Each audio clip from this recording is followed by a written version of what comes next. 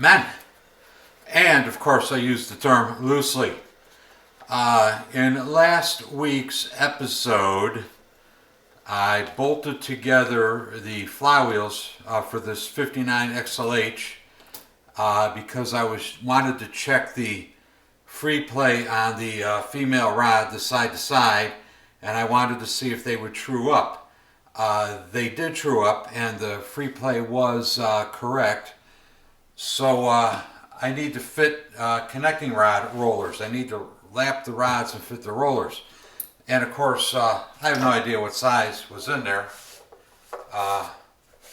So what I'm going to do is start with the largest size I have, and that will tell me whether or not I'll be able to lap them. If the largest size I have isn't big enough, well, then I got a problem. But we'll see what happens.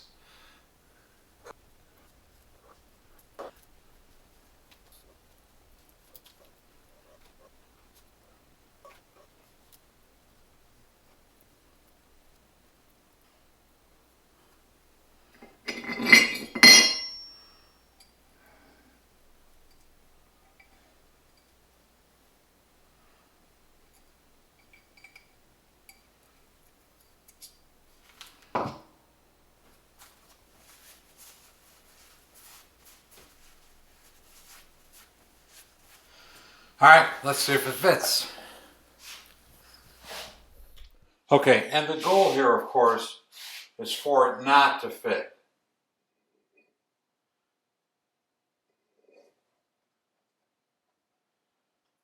And it does not. So that means I'll be able to lap these rods, just to clean them up, get rid of the marks on them, and they'll be good. So it'll be something less than 1/1000th of an inch. So I've got, 0.0004, 0.0006, 0.0008. So a little lapping and these should be good to go. I'm going to take them out to the dirty shop where I do the lapping. I'm not going to show you that because I've shown it on other videos, and I get covered with lapping compound. Video and that shit is a pain in the ass, so it's not going to get videoed. Alright, I've done a set of 4 10,000ths over rollers. It's too loose. I did a set of 8 10,000ths over rollers, too tight. I got a set of 6 10,000ths over rollers in there.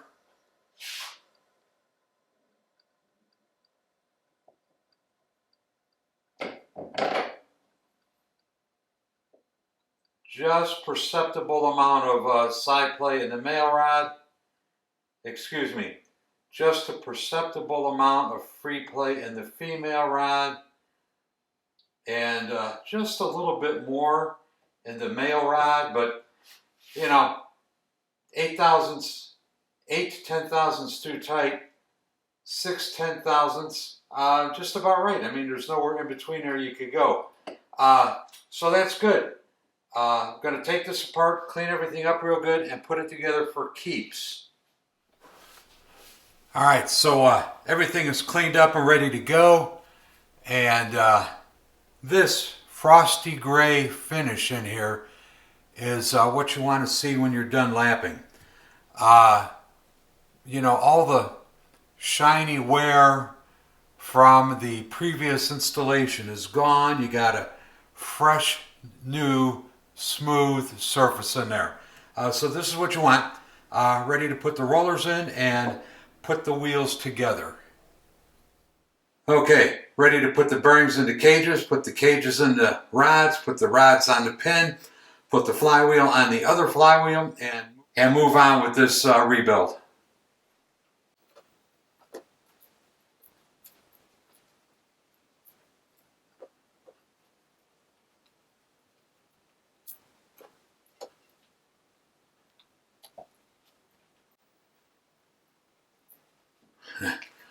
Okay, sometimes these roller sets come with an extra roller, and frankly it makes me nervous. But anyway, extra roller.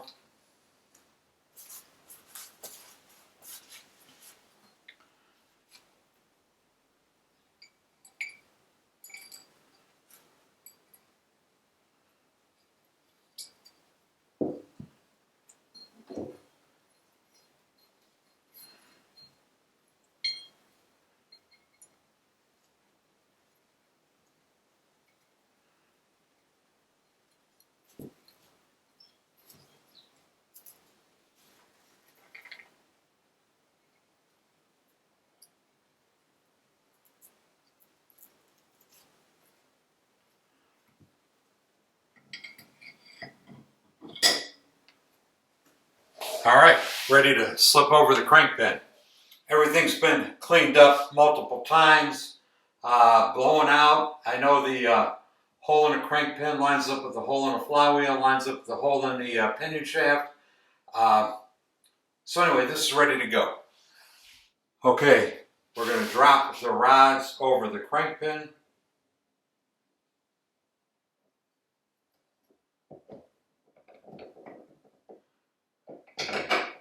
Beautiful. A lot of people want to put Loctite on the taper. The manual says clean and dry. Nothing between the taper and the flywheel. So clean it off with a little carb cleaner. Alright, well, time to bolt them up. You know, in the previous video, I did what I usually do. Line up the flywheels with the straight edge. You know, and as long as I'm doing this, let me mention something. In as many of these as I have done, in a lot of cases, the flywheels are not the same diameter. One might be 3, 4, 5, 6 thousandths bigger than the other. So you line up one edge, you got a gap on the other edge. It's crazy. But anyway, yesterday,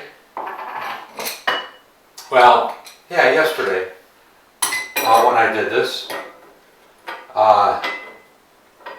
one try, threw them on the trimming stand just to test, and they lined up virtually perfectly. The runout was like 1/1000th of an inch, and I wasn't even trying. Of course, now that I'm trying and it counts, they probably won't true.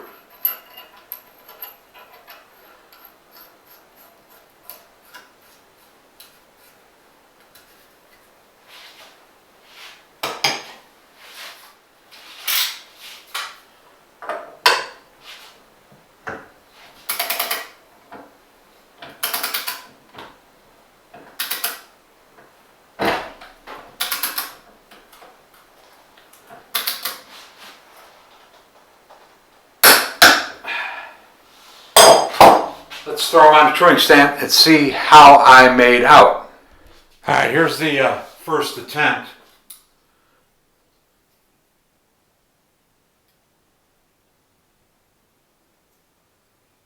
Got about 1/1000th and a half.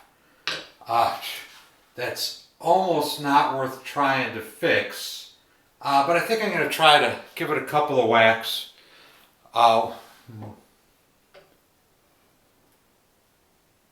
This side is a little too high. And now it's a little too low. So a couple of judicious whacks over here could fix it. Sometimes it's better to be lucky than good. Sprocket shaft side,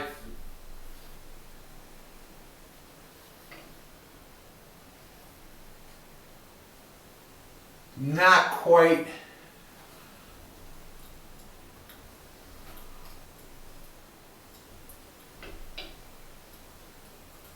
It's like a 1/2,000th. Okay, here's the pinion shaft side.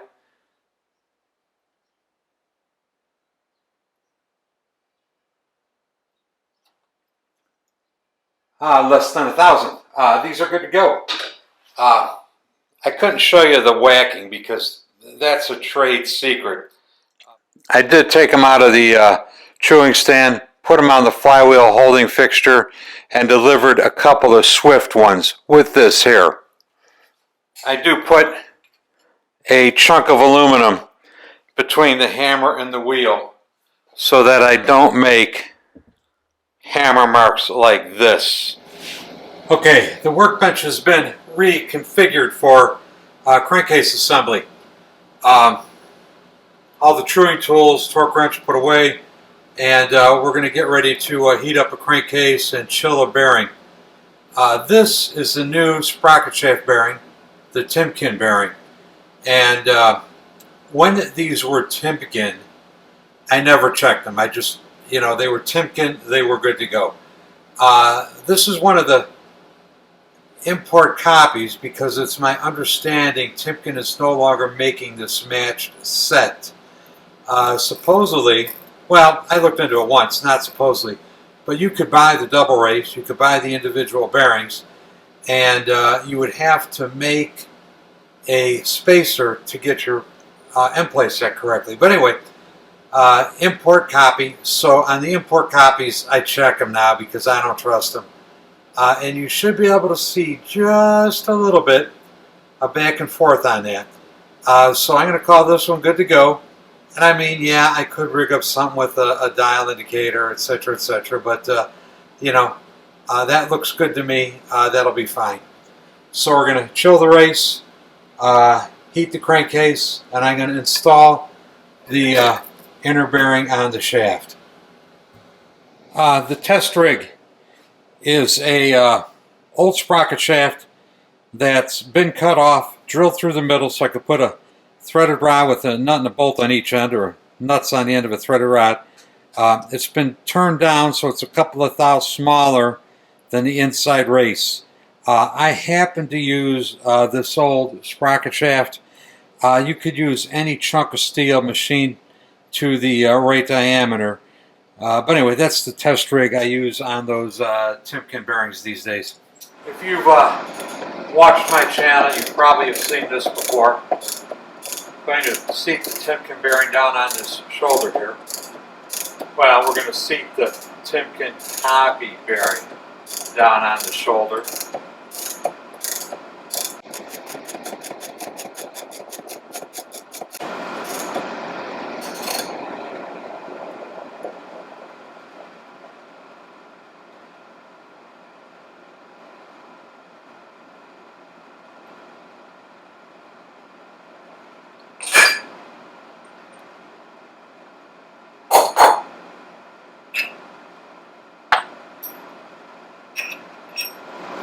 Every so often, I put a little anti-seize on this nut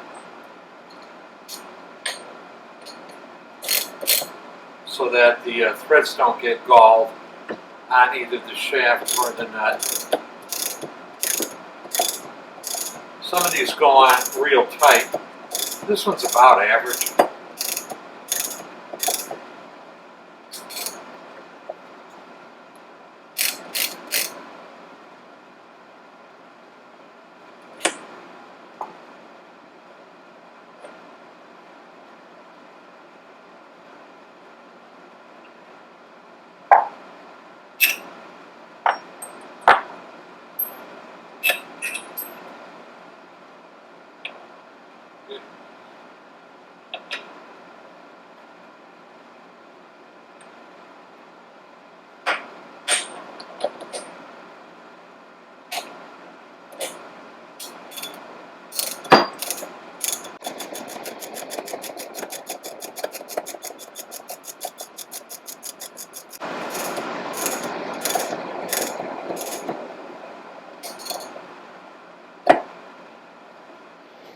Alright, I'm going to go fetch a crankcase out of the oven. Be right back.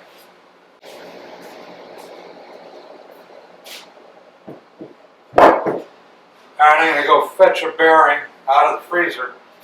Look at the oil that baked out of the junction between the steel insert and the aluminum case. Alright, I did run a ball hone through here.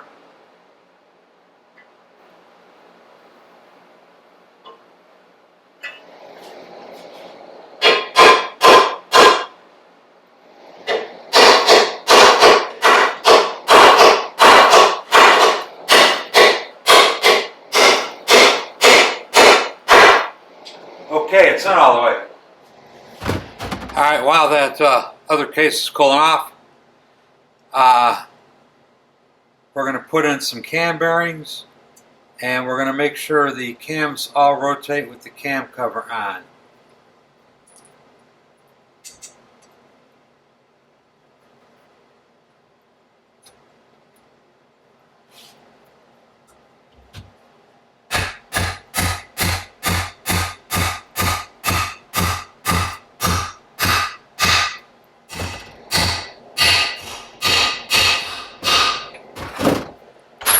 Alright, we're just going to drop some cams in. The timing marks don't have to be lined up because we're just checking the end play and making sure they rotate.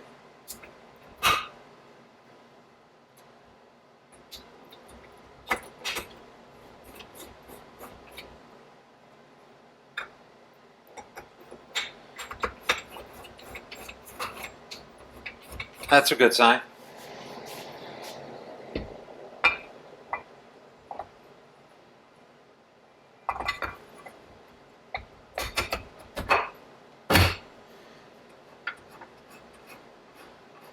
You know, when I can reach through and grab the idler gear and have everything rotate, that's a good sign.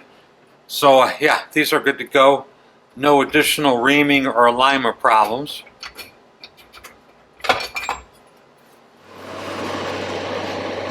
Alright, I got the flywheels back in the holding fixture. I'm going to drop the case over and put the outer tension bearing on. Spacer. Bearing.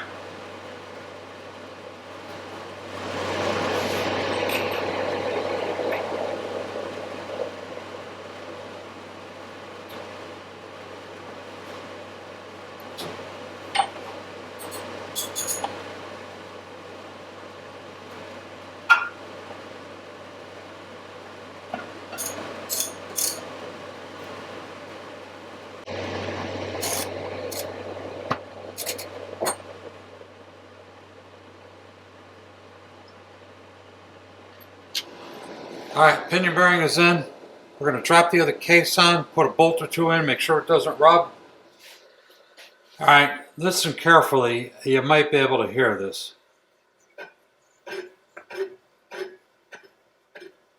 Something's rubbing.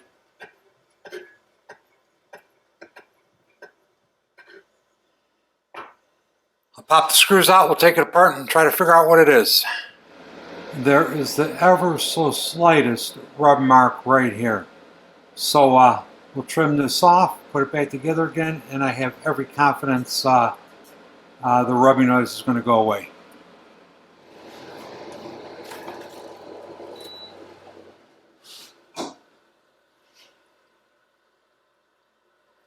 Alright, listen again.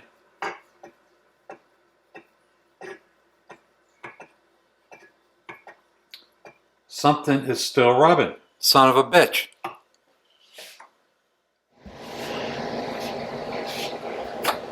Alright, y'all aren't going to believe this. Frankly, neither do I.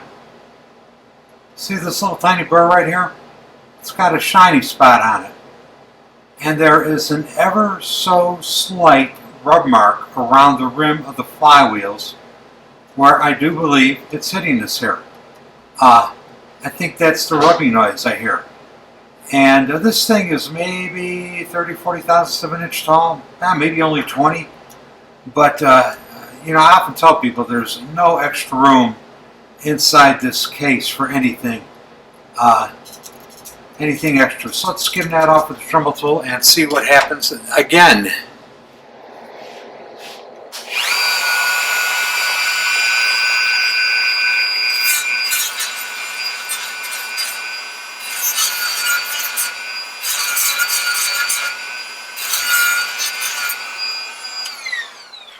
Okay, third, fourth, fifth time's the charm.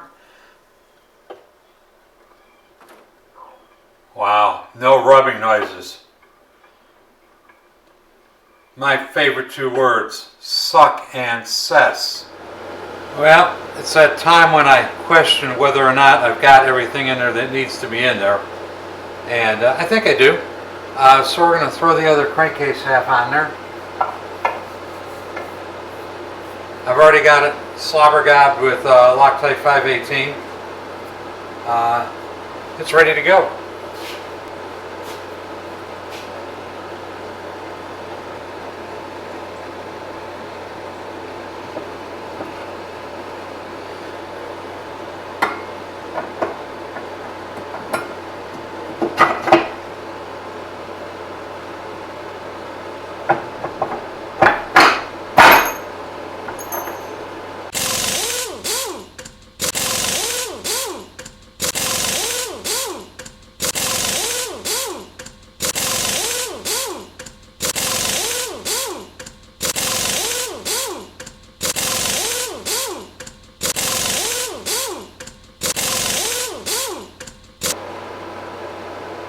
And this owner wanted brass as much as possible.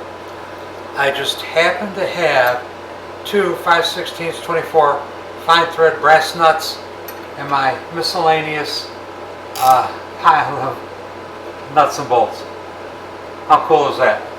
Anyway, all bolted together, all tightened up. This is ready to go. If you've watched my channel, my videos, you've seen me put oil pumps together before. I'm trying to hold the screen in place with one finger. I shove the pump in from the outside.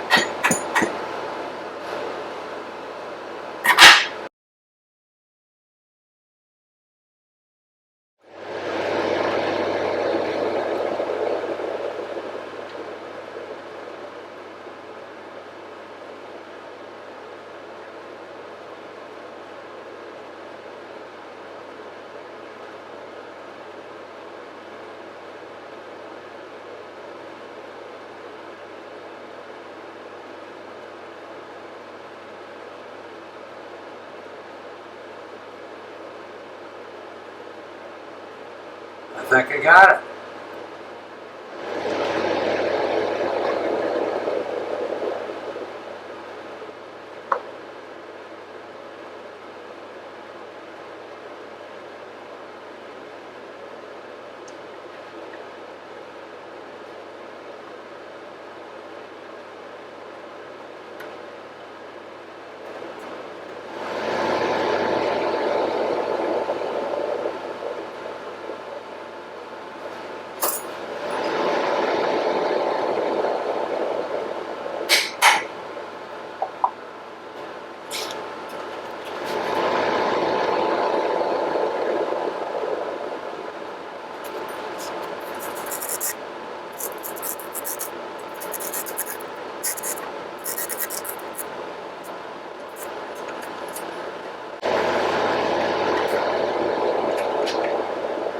Okay, oil pump still rotates. The nuts are all tight. That's looking good. Put the ball in.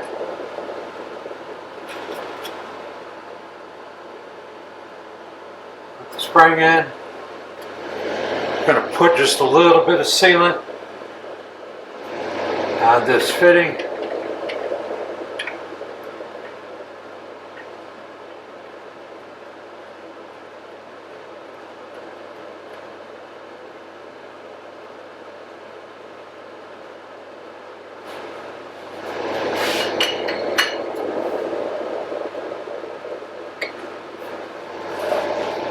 Yes, this is a crappy angle for you guys to see anything. Take my word for it. The line, the vertical line, the front cylinder advance mark, 45 degrees before top dead center, is in the middle of the hole.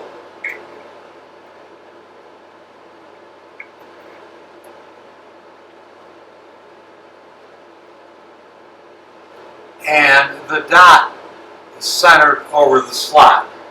Alright, little handheld. There's the line. That's the advance mark for the front cylinder, 45 degrees before top dead center, centered in the hole, right there. Alright, there's the dot centered over the notch on the breather sleeve. The breather timing is now set. At this point forward, it doesn't matter where the lines on the cams are. The breather timing is set. You don't have to worry about it from this time forward. It's set. Here's another import part that really frosts my fucking gonads. The screen in the bottom of the cam chest. These holes. One of two configurations exists. The hole is either too close to the top, and when you put the gasket in, you can't get the pin through, it won't line up. The other configuration that exists is the hole is too close to the bottom. So when you put the pin in, the thing is just loose and rattling around the whole time. I've seen guys pack this with silicone sealer on here. I gotta think that's the worst thing in the world you could do, because underneath here below the screen is the oil pump sump, the pickup for the return. And any silicone that breaks off of there goes directly into the oil pump. These fucking things, you know, another simple part. How much mechanical drafting skill does it take to, you know, get some measurements and get it right? You know, I got to think the crankcases are all within a few thousandths. These things, though. So what I'm going to have to do is I'm going to have to embiggen this hole a little bit. You know, move it down here, which I don't like to do because it's getting close to the edge and it's going to tear this out. But there's no other way to get the pin in. So that's what I'm going to do.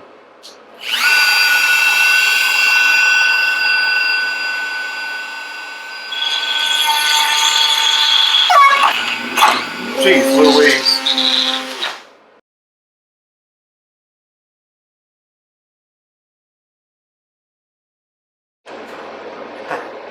Well, that was interesting, huh? That sucked. Made the hole bigger, all in the wrong directions. Let's try that again. Let me get it. You know, I'm trying to do this where you can see what's going on. It's probably better that I do it where I could actually hang on to the son of a bitch.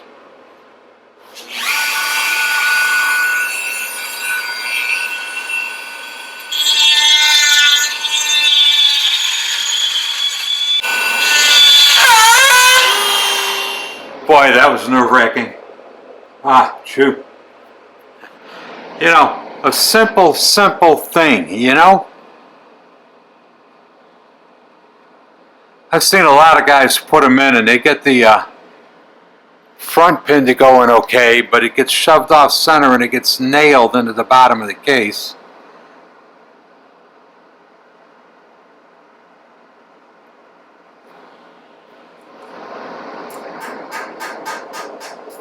Whoa, it went in.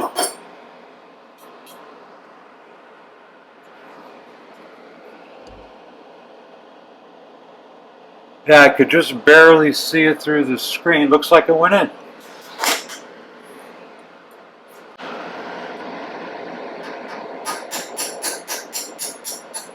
Oh, my two favorite words again. Suck and cess.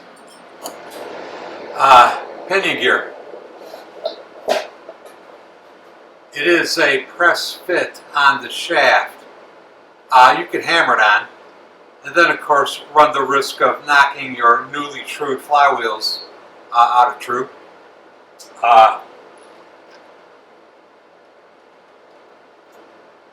There's a tool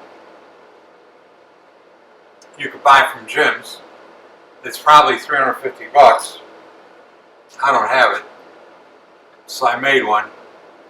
This is one of the first tools I made on the lathe, and it was a tricky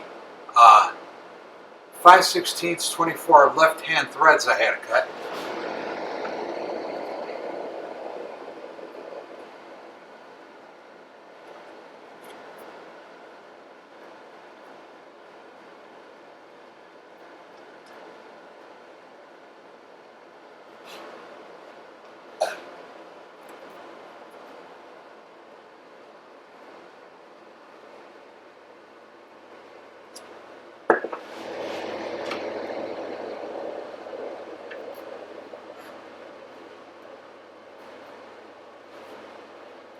This one's snug, but it's gone on pretty good. Some of them are so tight I've got to block the rods to keep the engine from rotating because I can't hang on to it with my hand. But this one's not too bad. It's snug, but not overly so. And there it goes, it bottomed out.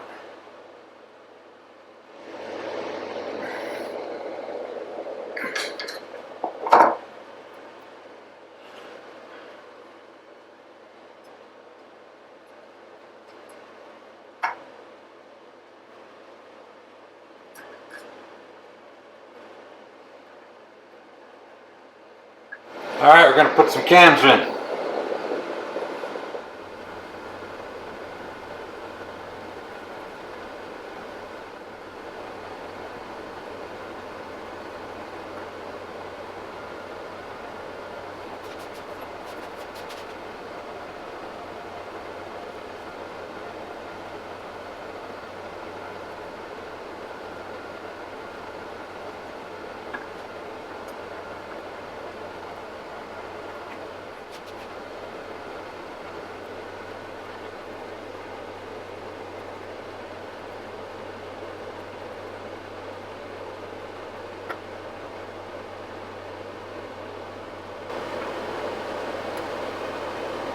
And that's probably good.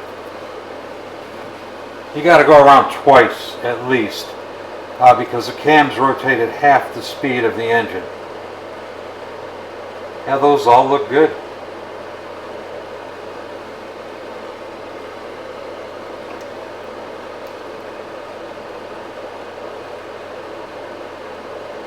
Yeah, those are good.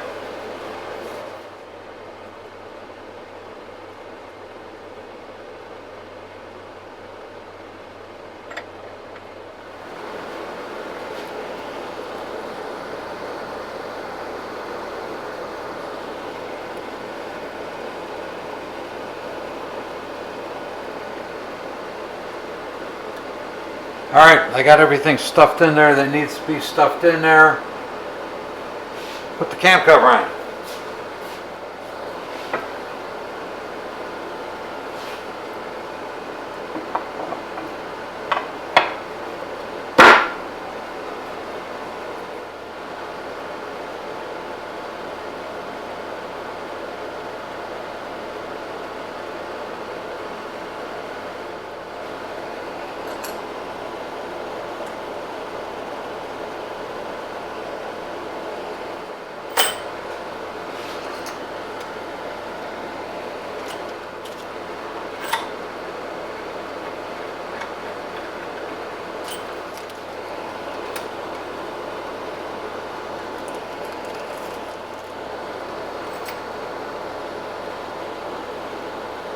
Well, in the last little bit, the battery has gone dead and the card filled up. So where I was at exactly when the card filled up, I don't know.